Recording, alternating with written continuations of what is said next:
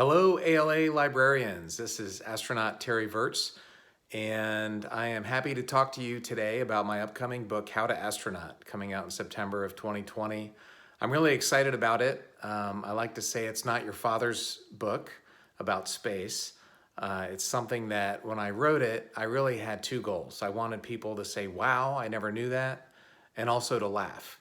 I tried to write it in a very accessible, easy to understand. There's not any acronyms, or there are acronyms that I explain in very plain language. So I'll say, I was exercising on the ARED, which is the acronym for exercise machine, or then the SRBs came off, which is the acronym for big rocket, or whatever. There's no technical stuff. Anybody can read this book.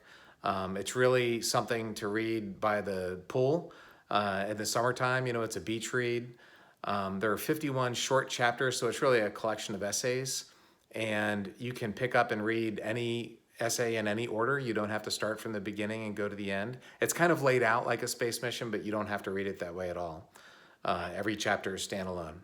So it should be a fun book, I hope. And the feedback I've gotten is it's not like most astronaut books. I actually wrote the whole thing myself. No ghostwriters involved here. And I tried to pick topics that were fun and interesting. So some of them are what you would expect. How to train to do a rendezvous, or to launch on the space shuttle, or to learn the Russian language, or to be a doctor. Some of them are probably not what you would expect. I had to learn how to cut my female crewmate's hair. So that was some training that was not expected. We had to learn what our carbon dioxide symptoms were. So there's a chapter about breathing into a paper bag to figure out what it's like when you're breathing carbon dioxide. There's a chapter about what do you do if you get stuck in space and you can't come back to Earth? What do you do if your crewmate dies? What do you do with their body? Have people had sex in space? You'll have to read the book to get the answer to that one.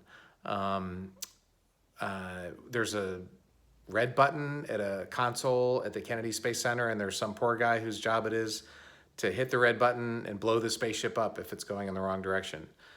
Thankfully, he's never had to do that, but I tell the story about the day that I learned what that red button was. Is there a God? Are there aliens? So there's all kinds of different chapters, different aspects about flying in space. It's somewhat random, but I thought they were all fun and interesting. I hope you guys enjoy it. I hope your readers enjoy it, and I really appreciate what you do. I have a reader. My daughter is definitely a book person. She's going off to college to be an English and French major, and we spent her childhood. Her fun thing to do is go to the library. So I really appreciate what you do. It's important. And again, I hope you guys enjoy it at the beach this summer if you can go to the beach. And I added in an epilogue that's basically about being isolated in space and comparing that to the virus that we're all going through. So again, thank you for taking the time to see this book, How to Astronaut, and I hope everybody enjoys it.